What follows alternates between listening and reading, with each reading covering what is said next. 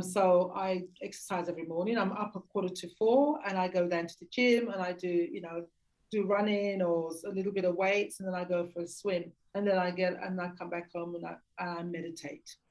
So for me, meditation is not as a non-negotiable. It's a way that I connect back to my higher self, but also connects back to source and what is really important. And if the times in my life that I'm so busy that I'm like, oh, I'm too busy, I can't meditate. I know that something's wrong. I know I'm off kilter and I'm totally out of balance if I cannot do something that is so beneficial for all of my well-being. So I think of those, definitely the meditation, the exercise, as my anchor things that are non-negotiable. And we know that with physical exercise, it changes our brain patterning and all the good hormones get released. So even when someone comes to me and they've got depression, I always say, let's up your activity. That's the first thing I do. Let's up your activity.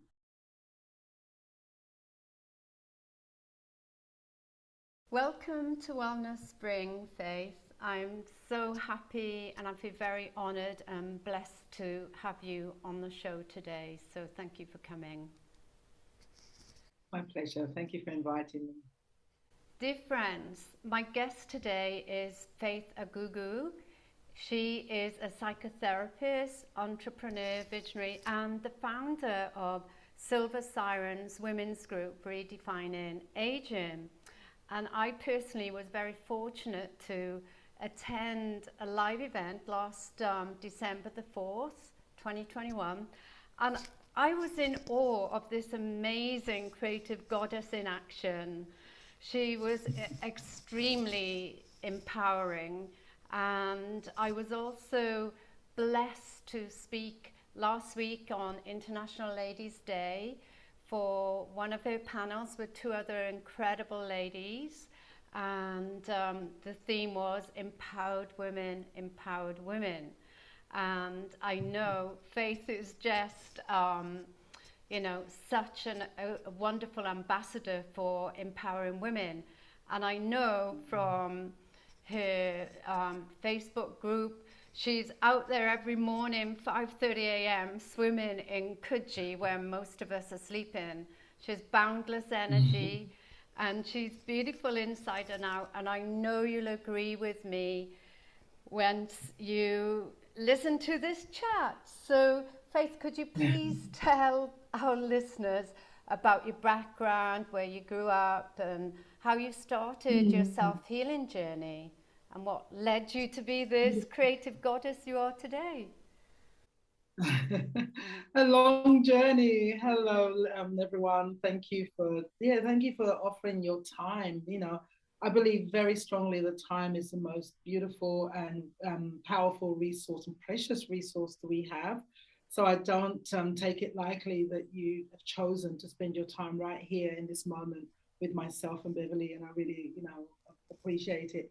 And, I am an African woman who left Nigeria at the age of 9 to move to the UK with my family, and lived in the UK.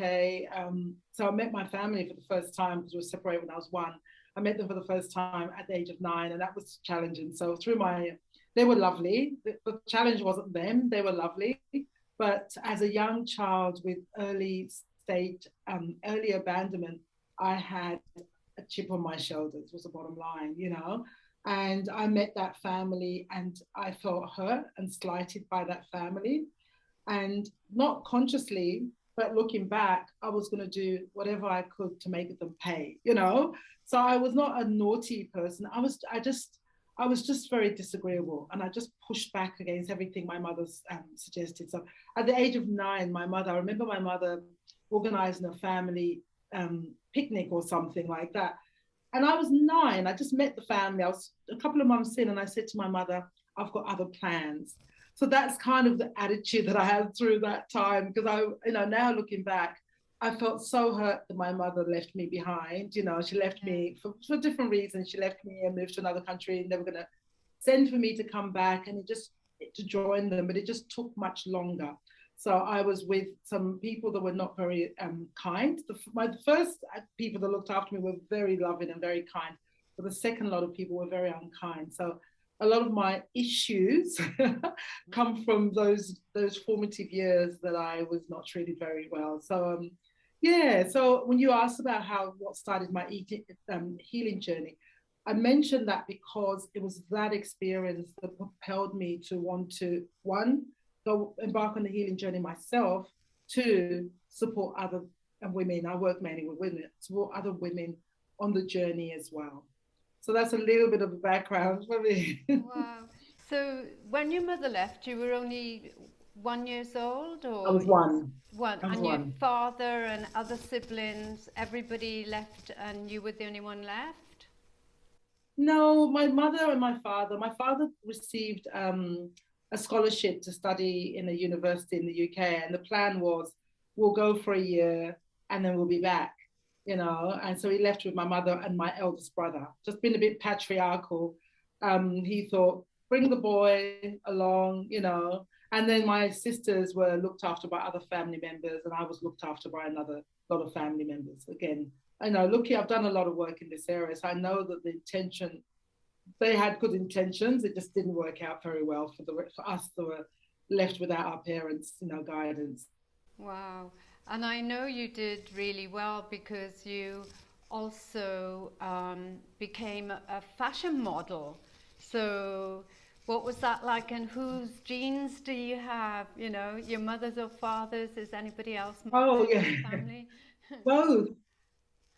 Yeah, look, so yeah, at the age of 16, I was living in London. Age of 16, I got introduced to a group of a collaborative, it's like a design collaborative, and they were putting on fashion parades. And I was very tall and skinny, and they asked me to join their group. So I did a lot of catwalk modeling with them. And then when I moved to Australia at the time, it was 1991. There was very few Black women in Australia. So, if you were around and you looked half decent, you got lots of jobs. I mean, and not to undermine how I looked, but my opportunity came through scarcity because of the fact that there weren't that many people that looked like me. So I got a lot of work. And then at the time too, a lot of American companies were they were doing ads in Australia because it was cheaper. So, and with Australia wasn't that forward thinking at the time, but with America, you had to have a representation. So I got to do so many amazing ads like Hewlett Packard, like some really massive ads I got to do that paid extremely well. Again, being the right place at the right time. And I modeled right up until the age of 37. And the only reason why I stopped was because I'd started my own fashion agency as a PR and marketing, and I just didn't have time to go to castings anymore. So I believe that if I didn't stop, then I probably would still be doing it now, especially now with older models being, the thing. I reckon that I probably still could be working, but I'm quite happy that my life took the turn that it did too. Yeah, and I also think you're very humble, and I love that about you because you are a beautiful woman, and I would say that's one of the main reasons you got chosen. As I said in the intro, you're beautiful inside and out.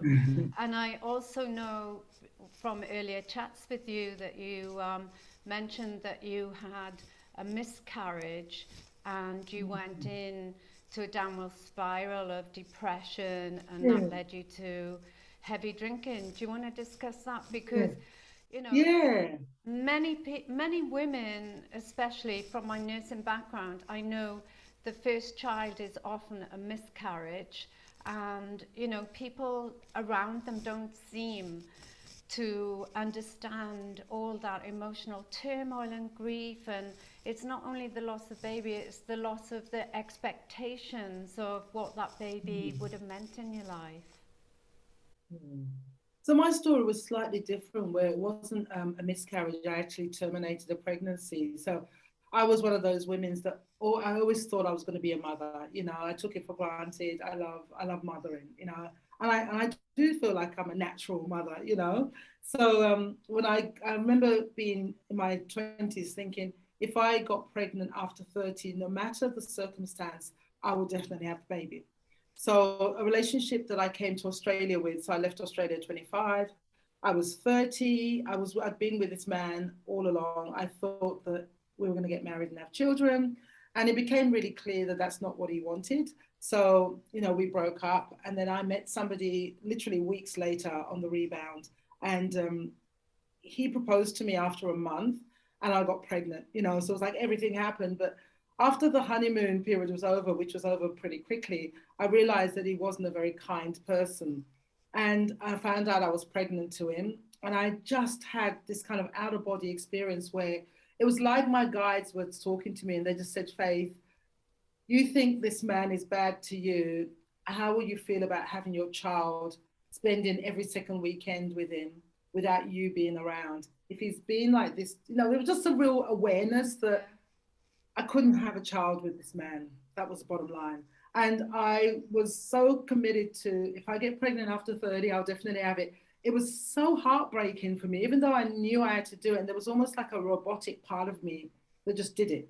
You know, I booked the appointments, but there was another part of me that was just so devastated, you know. And looking back now with the joy, you know, of hindsight, I guess that maybe my soul knew that that would be my only pregnancy. So there was a deep mourning, you know. Yeah. And that was it. And I thought that there would be an opportunity, and there wasn't. And even now, I think about that child, and I always think of it being a girl, you know, and she would be around 25 now. And I always think about when I see 25-year-old women that look like me, I think, wow, maybe my daughter would have looked like that, or she'll be like that age, you know. So yeah, I guess it wasn't meant to be. But at the time, soon after the determination, I just dropped into very, very deep depression. I mean, I didn't have the language for it. I hadn't started this journey, so I didn't know what was happening. And I medicated through alcohol. So I was drinking very, very heavily for about 5 years, and you know, ended up in rehab.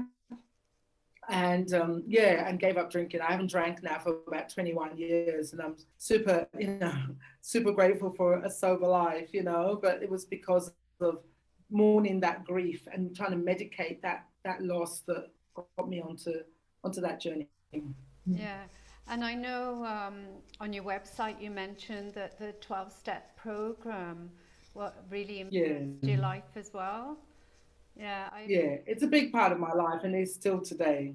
Oh, wonderful! I know a few friends who are part of that program, and they swear by it. And I just listen to them talk, and I know it's a very well structured, very supportive program to be part of. So, and I know you're part of a very dynamic group of ladies. So, would you like to tell us about how Silver Sirens was birthed, and you know, who or what inspired you to make it happen? Yeah, thank you. Yeah, look, Silver Sirens, I love Silver Sirens. It's like my baby.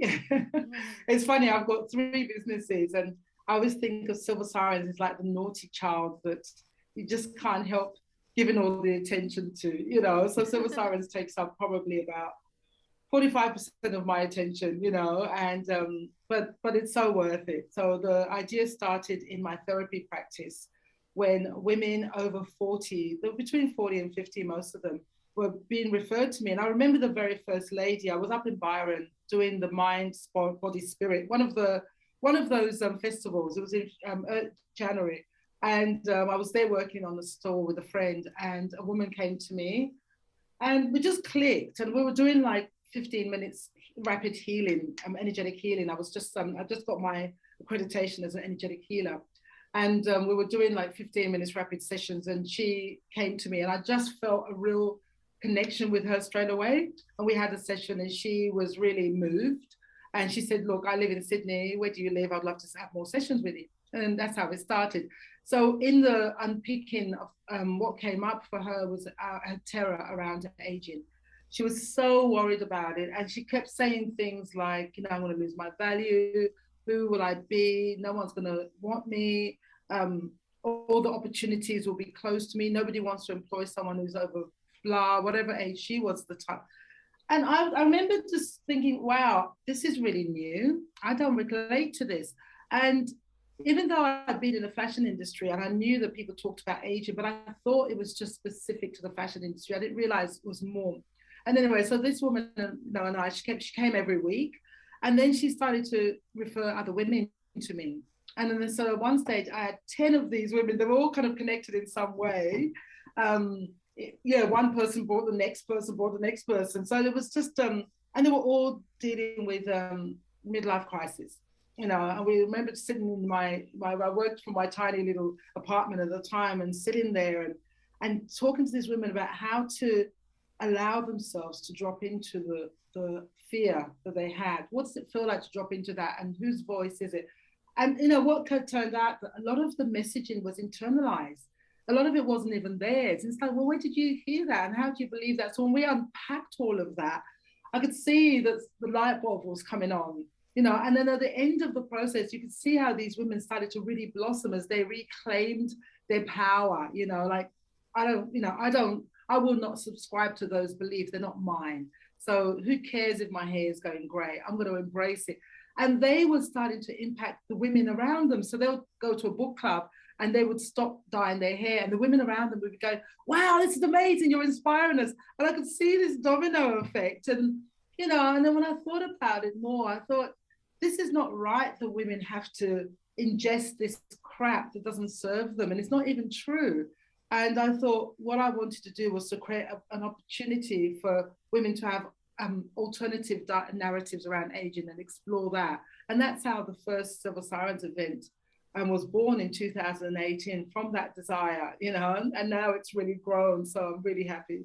Yeah, oh, I love your passion. It's very contagious, and all the women there are amazing. And I love on your website the statement, imagine aging as something you walk towards and embrace.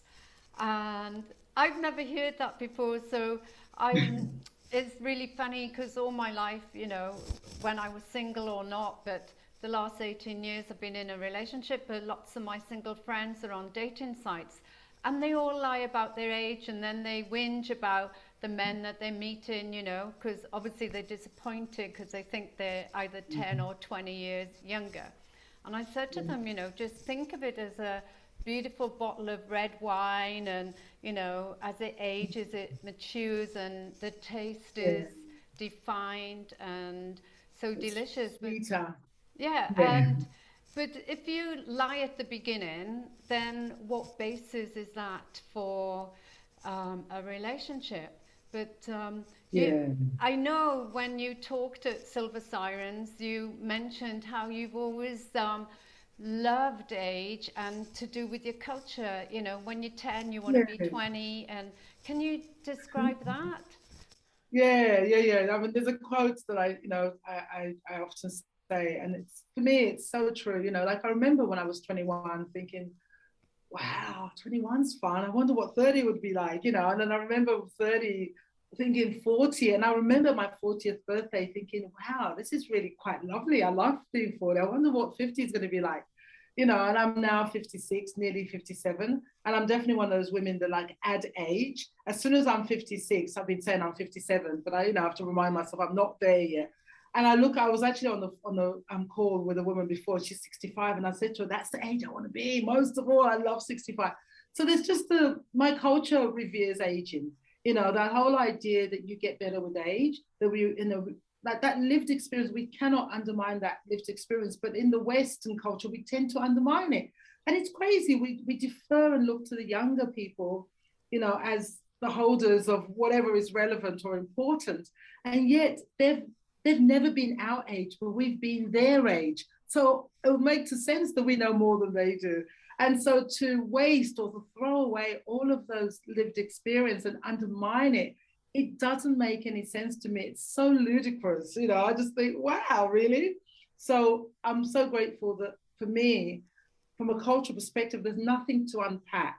You know, there's nothing to unpack. And I have so much compassion for the women I work with and in my community that have to go through that journey of unpacking. I'm so grateful that there isn't anything for me to unpack because it's not there. And that's because of my culture and my mother and my sisters.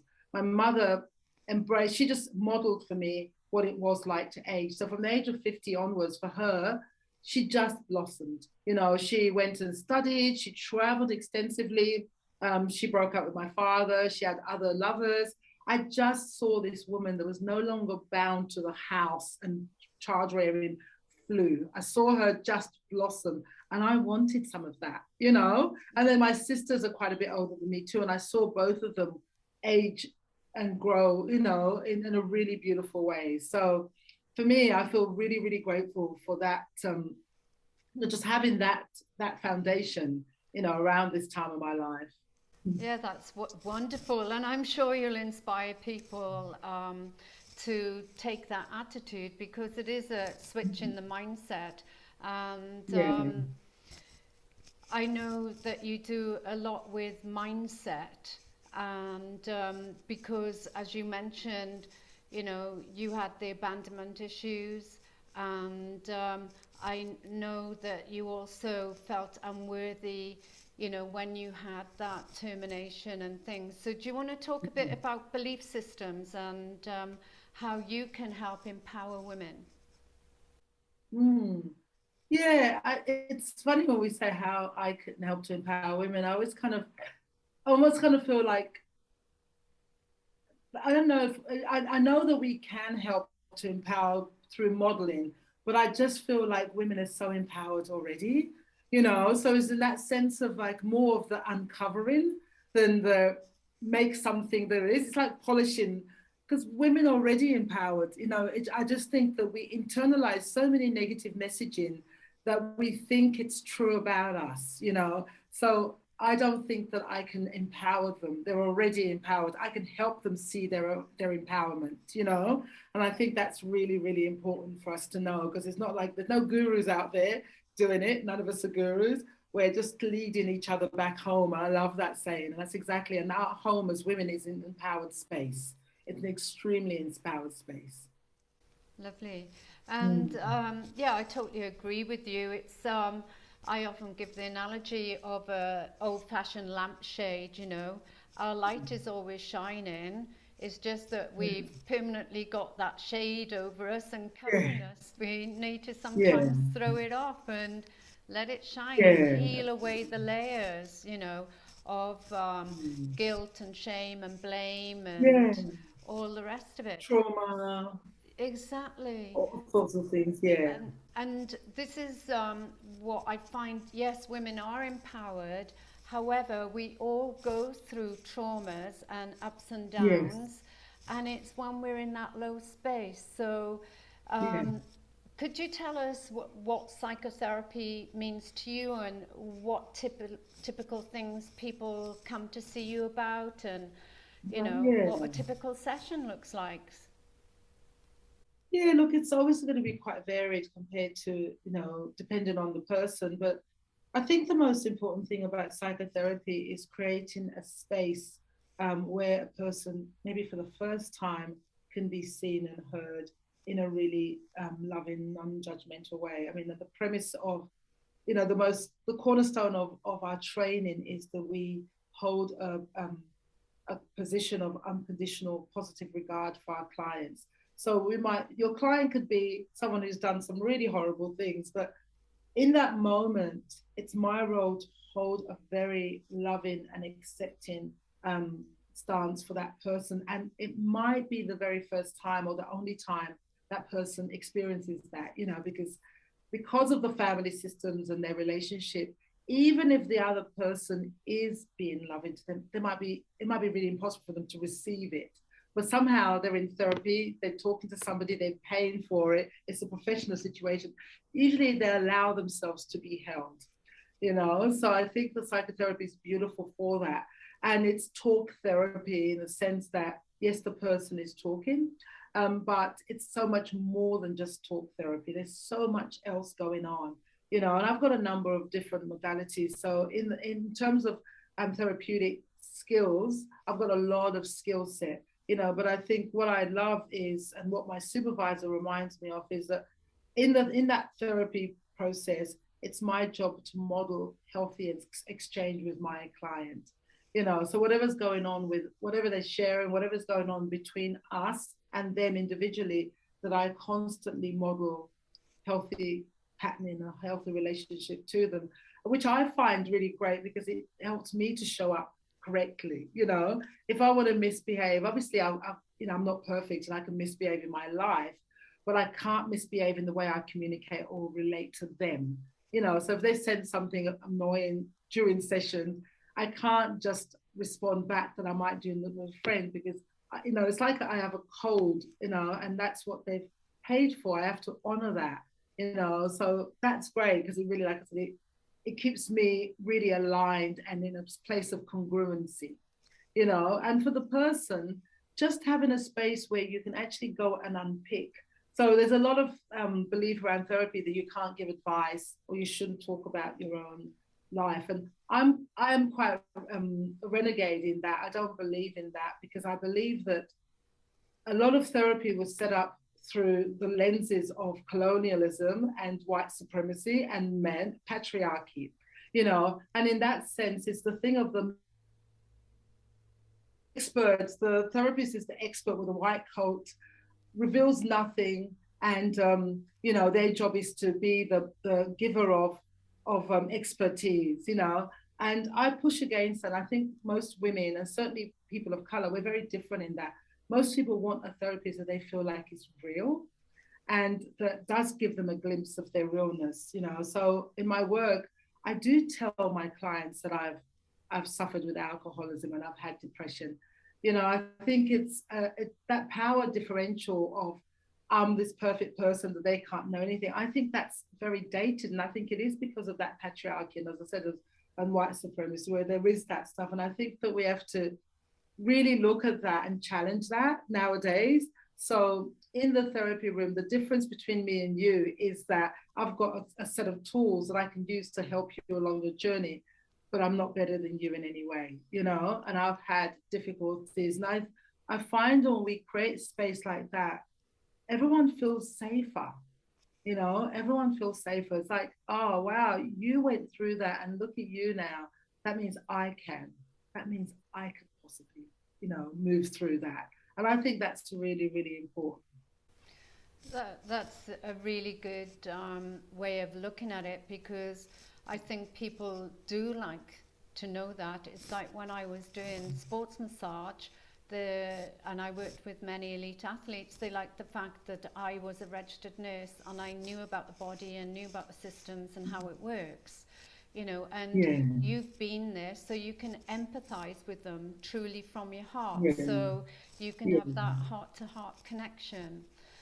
And, and I'm sure you do the sessions online as well with all these lockdowns lately. So do you see... Yeah, I do. Yeah, do you see clients globally? I do. I've got a few clients in the US, of course, the UK, because that's my family's is. I see clients in New Zealand. I've got a couple in Europe. I've got one in Budapest. So it's really great, and of course all over the country as well. I've got clients from as far up as Cairns, Perth, Victoria, and that's what I love. I get to work with these amazing people from all over the world. Like we live in such interesting times, such dynamic times. Yeah, I think, on one level, it's, people have been panicking. There's been a lot of loss of jobs and, loss of many things on many levels, lots of lives. However, I think it's been a great opportunity for people to step in their power and shine and choose a new way of living, instead of doing the job to please your parents or your partner, you've been influenced by them. So now you can recreate yourself and follow your passion.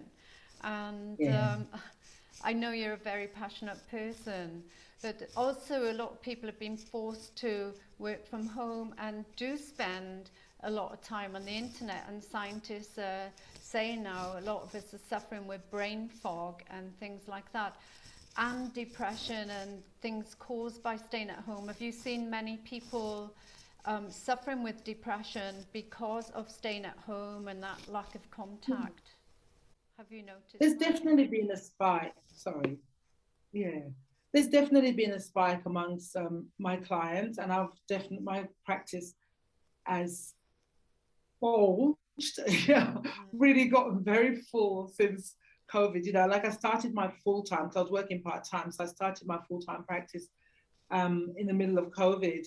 And there was that concern that, oh my God, this is probably not the best time to start full time. But honestly, I've just been full since, for the last year and a half, so which I'm so grateful for. It's not great that our mental health has it's been deteriorated, but on the other hand, I think what's great is that people are now willing to seek help as well. And I think the taboo and stigma around mental health and seeking help is starting to reduce. We're not there yet, but it's certainly started to reduce. So I think part of it could be that more people are experiencing depression, or it could be that more people are just willing to get some help. And I think there's a combination of two. I think being sedentary, not being able to distract ourselves so much, means that we cannot avoid it. We can't use the usual tactics we do to avoid it, to medicate it, to numb it, to stuff it down. we don't have those tools. So I think a lot of people, it's a bit of a mental health reckoning where people have to face their demons and do something about it because they have nowhere else to run, And I think that's why we saw a spike as well. But yeah, I think depression has definitely been one of the ones that's, out of all the diagnoses, I do a screening. I'm a psychotherapist. I'm not a psychologist, so I can't diagnose, but I can do screening. And of all the recent screenings I've done, certainly about 65% have been depression, which is definitely a spike, because usually I tend to attract more people with, say, around anxiety. But at the moment, depression is the one that's the highest right now. Yeah, I've noticed that as well. And what tips do you give to people to stay healthy and on top of things and rise above it? Yeah. Look, I always believe, you live by example. And the things that really, really work for me is a combination of physical activity. And I was one of those people, because I had that body that didn't have to exercise. I didn't hit a gym until I went into menopause. And I remember looking at my body going, what's going on? And I hit menopause and I started to get the middle bit. And I'd never had that in my life. And so I was like, oh. So I'd speak to a friend who was a naturopath, and she said, you're in menopause. And if you want to help yourself, you better go and do some exercise. Was when I first started to exercise. And I would say that's like right at the core of my wellness and mental health. So I exercise every morning. I'm up at 3:45 and I go down to the gym and I do running or a little bit of weights, and then I go for a swim, and then I come back home and I meditate. So for me, meditation is not as a non-negotiable. It's a way that I connect back to my higher self, but also connects back to source and what is really important. And, the times in my life that I'm so busy that I'm like, oh, I'm too busy, I can't meditate. I know that something's wrong. I know I'm off kilter and I'm totally out of balance if I cannot do something that is so beneficial for all of my well-being. So I think of those, definitely the meditation, the exercise, as my anchor things that are non-negotiable. And we know that with physical exercise, it changes our brain patterning, and all the good hormones get released. So even when someone comes to me and they've got depression, I always say, let's up your activity. That's the first thing I do. Let's up your activity, and as soon as they up their activity, something changes. If they've got clinical depression, obviously that's a different thing, but certainly if they get more physical, they start changing. For me, those two things are really important.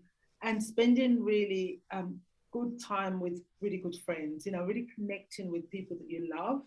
And yeah, just doing some really special things with those people are really great. I love my partner. I'm in a relationship. I absolutely adore him. And we don't live together. He lives in the mountains. So, we have a weekend relationship, which I think works for both of us so well, because he's a very busy artist and he's always on projects. And our relationship, I find very nurturing, so that's another thing that really feeds me and sustains me. Yeah. Fantastic. And we are living longer now and healthier, so most of us retain our marbles. And as you're specializing in redefining aging with your women's group, we're typically living till 80 or something. So what tips can you give to people, because they're retiring, and what I hear is people are unprepared. Like lots of my clients have been workaholics, and then when they retire, they usually get sick because they haven't had time for hobbies and passions, and they don't know what to do with their time. Yeah. Again, I'll go back to exercise. I mean, a lot of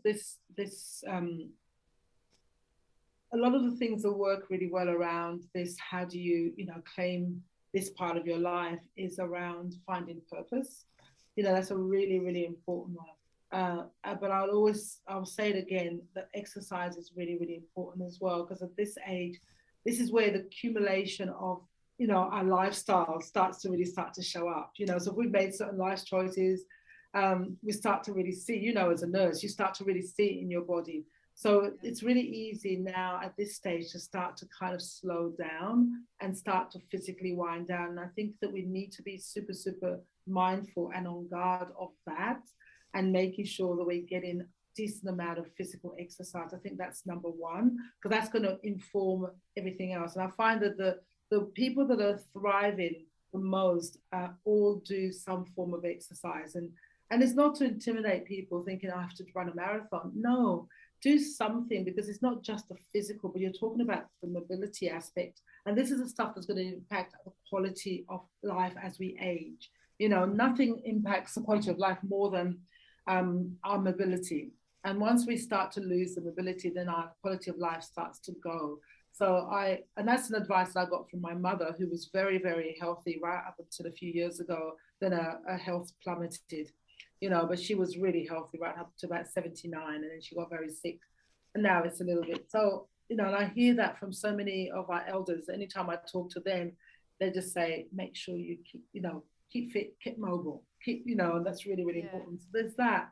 And then, on the psychological side, I would say, if you've retired, the whole concept of retirement is so outdated, and we had a lovely speaker, who spoke about that, Catherine Rickwood, at the Redefining Aging event. She spoke about retirement being redundant, and it really is. And it was developed at a particular time, industrial revolution, people died at a certain age, so this is what retirement's about.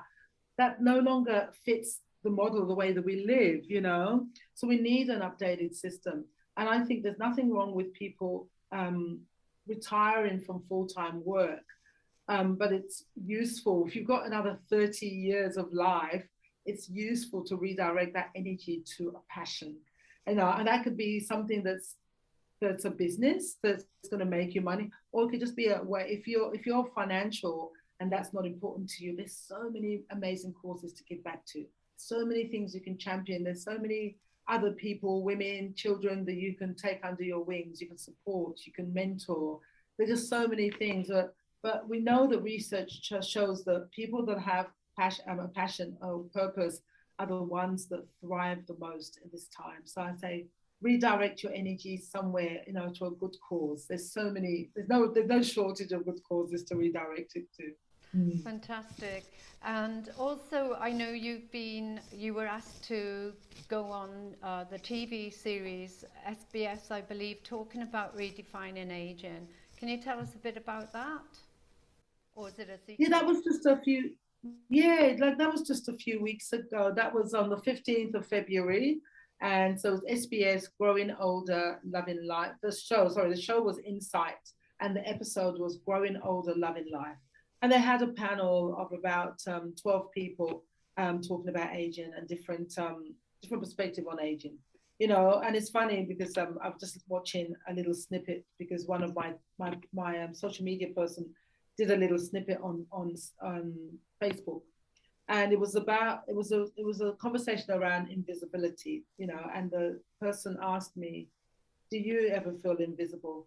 And it does bother me a little bit that there's a narrative that women repeat around, we're invisible, we're becoming invisible. And it's almost like the more they repeat it, everyone starts to pick up on it and kind of repeat it, and it kind of self-perpetuate. And what I said in the piece was, invisible from whom? I'm certainly not invisible to myself or to anyone who's important to me. So if we're looking to these arbitrary people for visibility, there's something wrong there. Why are we looking outside of ourselves for people to validate us, you know? So I really am not a fan of that rhetoric around we're invisible. And it feels like something the women just repeat and repeat. And I don't know if it serves us. And I don't know if it's true. And if we have a real desire to be visible to random people, we've got to look at that. You know, maybe it's okay for us to no longer be in the spotlight. That's the thing about elderhood. It's okay for us to move to one side and allow other people to be in the spotlight. It's okay. We don't always have to be in the spotlight. Why? You know, there's enough going on in our individual lives that we've got the visibility we need. So I always question that, you know, when I hear it. Mm. That's wonderful words of advice, because it's like if everybody's repeating the story, then it becomes a reality. And and the saying, where your energy goes, the focus goes. And to close up, would you like to tell us where Silver Sirens is going next? And obviously, I'll put all the links to accompany the show. Thank you. Yeah, so like I said, Silver Sirens started off as an annual online event and a Facebook group. And moving forward, we are still going to be an annual online event, which will be our signature event every year. And I'm just working on this year's event as we speak. And you know, together with that, well, the good thing about the Redefining Asian event now is hybrid, which means that yes, we're based in Sydney, but women from all around the world can join online, which I'm very excited about. And we've also launched our membership program, which is going to be open to the public in July. At the moment, it's in its test phase, and it's a Silver Sirens virtual sanctuary, and it's a space that women can come together and they can find all the resources they need around menopause, empty nest, lifestyle, about mental, you know, about mindset, and about elderhood. How do we prepare ourselves for elderhood and do that, you know, skillfully? And together with all of that, there's also events. So we do yoga together. We have a book club. We have an meet, cook and eat, which we cook together and eat together. So I have a vision of this virtual world where women from around the world can come together, and there's always something to do with other women. You know, so that's something that I'm going to be spending the next few years really developing. Like I said, it's in this test phase, and I see that what is out there now is just its infancy. I see the potential to be so big. I've actually had so many conversations in the last few weeks with women in America who are really interested about the idea. They've heard about it and they want to see how they can get involved. So I can see that we're starting to kind of get a foothold in all these different places, which is really, really exciting. And plus, you know, we'll be doing regular events all year round. So we do our monthly Thriving Through Midlife, which means every month I'll have 3 women who I believe are thriving through midlife in a conversation. So if there's any women who are listening and you see yourself as a woman who's thriving in midlife, please reach out to Beverly to get my details, or reach out to me directly, you know, because I think there's so many women that embody that. And when women are struggling with the aging process, seeing examples of women that are really thriving, I think is the best medicine for them. So the more that we can get that message out there, the better. Thank you, Faith. And I know your team is very inclusive. It's all about community and unity, and everybody's so caring and loving and supportive. And it all stems from you. So I would like to honor you for being who you are, and keep shining, keep thriving. And I look forward to joining future events and spreading the word and making the community happen. So thank you for giving up your precious time. Thank you.